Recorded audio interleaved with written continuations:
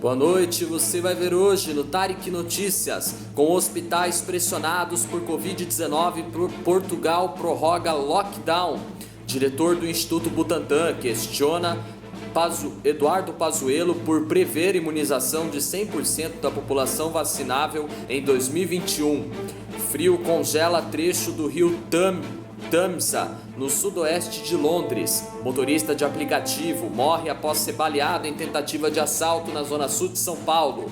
Cuba registra apagão nos serviços de telefone e internet. A Fórmula 1 vai criar grupo de trabalho para analisar possível teto salarial para os pilotos. Eu sou Tarek Laques e está no ar o Tarek Notícias.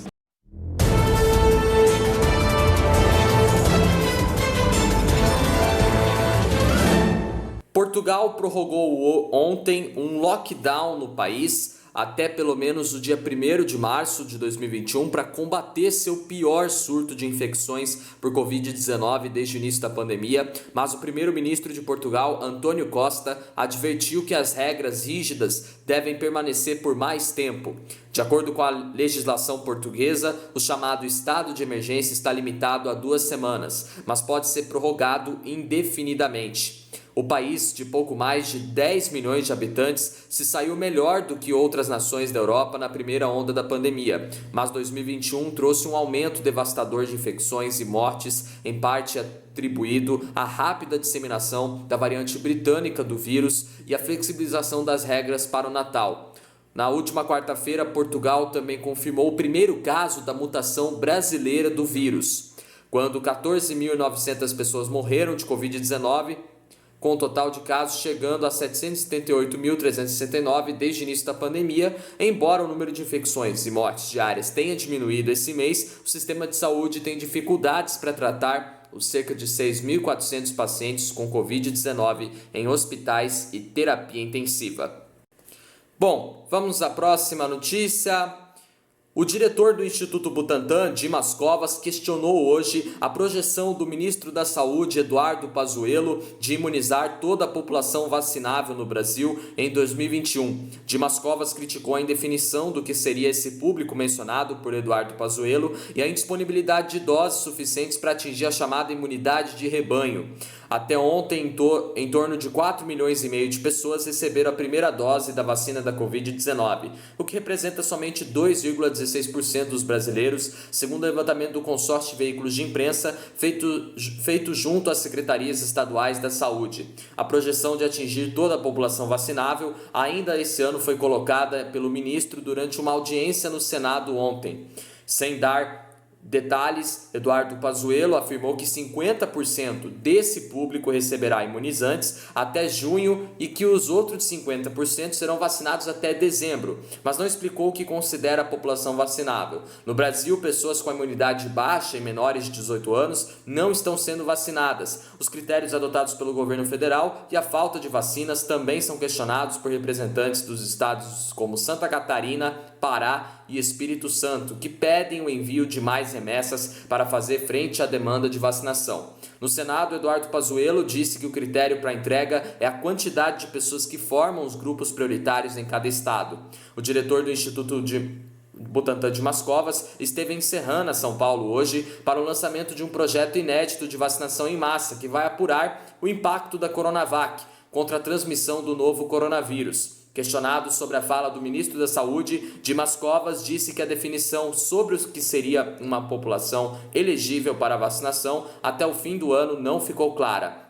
Segundo o diretor do Instituto Butantan, para que o país obtenha a chamada imunidade de rebanho com uma vacina de 80% da população, seriam necessárias 340 milhões de doses de vacinas, volume ainda não disponível mesmo com a encomenda de 100 milhões de doses da Fundação Oswaldo Cruz, no Rio de Janeiro, prevista para ser entregue em setembro de 2021. Bom, vamos à próxima notícia. Uma frente fria que avança no Mar Báltico, na Escandinávia, para o Reino Unido, derrubou as temperaturas do país e chegou até mesmo a congelar parte do rio Tamisa, no distrito de Teddington, sudoeste de Londres, ontem. Mas essa não foi a primeira vez que o rio Tamisa congelou por conta das baixas temperaturas. Há quase 60 anos, uma grossa camada de gelo se formou no rio, que também cruza a área central de Londres, durante o fenômeno que foi conhecido como o Big Freeze, grande congelamento da Grã-Bretanha, com temperaturas na média dos 20 graus abaixo de zero.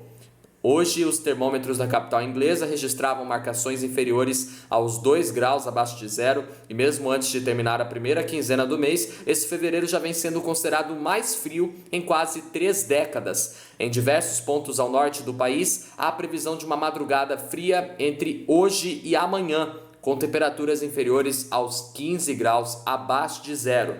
Além disso, com a aproximação da tempestade Daisy, que deixou a Holanda debaixo da neve nesta semana, as autoridades alertam para a possibilidade de fortes nevascas e ventos de até 80 km por hora. Partes da Escócia e toda a Irlanda do Norte receberam alerta para o acúmulo de neve e gelo, que pode provocar o fechamento de estradas e cancelamentos de viagens de trem e ônibus, segundo o Met Office, Serviço Meteorológico do Reino Unido. Bom, vamos à próxima notícia. Um motorista de aplicativo morreu hoje de madrugada após ser atingido por um tiro na cabeça durante uma tentativa de assalto no Jardim São Luís, na zona sul de São Paulo. De acordo com a Polícia Militar, por volta das 5h30 da manhã, 2 suspeitos em uma moto tentaram roubar o motorista na rua Adalto Batista de Lima. No momento do crime, a vítima estava trabalhando e havia 2 passageiros no carro. Com a abordagem dos criminosos, o motorista se assustou, acelerou o veículo e acabou sendo baleado. Ferido, o motorista perdeu o controle do veículo, que capotou. O motorista morreu no local. Os passageiros não tiveram ferimentos. Os criminosos fugiram e ninguém tinha sido preso até o início da manhã de hoje. O caso será registrado no 92º Departamento Parque Santo Antônio. Bom, vamos à próxima notícia. Cuba registrou um apagão por cerca de 90 minutos nos serviços de telefone e internet em diversos pontos da ilha hoje, informaram as agências internacionais de notícias. Inicialmente, a agência de notícias Reuters noticiou que se tratava de um apagão elétrico, mas em seguida corrigiu a informação. Um correspondente da agência disse que não houve nenhum anúncio oficial e que depois de pouco mais de uma hora os serviços de telefonia voltaram ao normal. Segundo reportagem da agência de notícias EFE, a estatal ETEXA teria informado de um problema no Centro Internacional de Comunicações que teria sido responsável pela queda no sinal de internet. O serviço de monitoramento IODA, apoiado por órgãos oficiais do governo dos Estados Unidos, registrou uma falha na conexão da ilha entre 2 da tarde e 4h40, horário de Brasília. Bom, vamos à próxima notícia. A temporada 2021 da Fórmula 1 será a primeira na história em que as equipes terão de respeitar um teto orçamentário, no caso de 145 milhões de dólares, o equivalente a 778 milhões de reais por time. Em 2023, esse teto será reduzido para 135 milhões de dólares, o equivalente a 724 milhões de reais. Na carona da redução geral de custos, a categoria anunciou a criação de um grupo de trabalho para analisar uma possível adoção de um teto salarial para os pilotos e dirigentes. O teto orçamentário, que passa a vigorar na Fórmula 1, ainda não contempla os salários dos pilotos. Estima-se que o contrato de 1 ano de Lewis Hamilton, piloto inglês da Fórmula 1, que assinou recentemente com a Mercedes, varie entre 40 milhões, o que é equivalente a 259 milhões de reais, e 55 milhões de euros, o equivalente a 357 milhões de reais, mais de 1/3 do limite que cada equipe pode gastar nesse ano.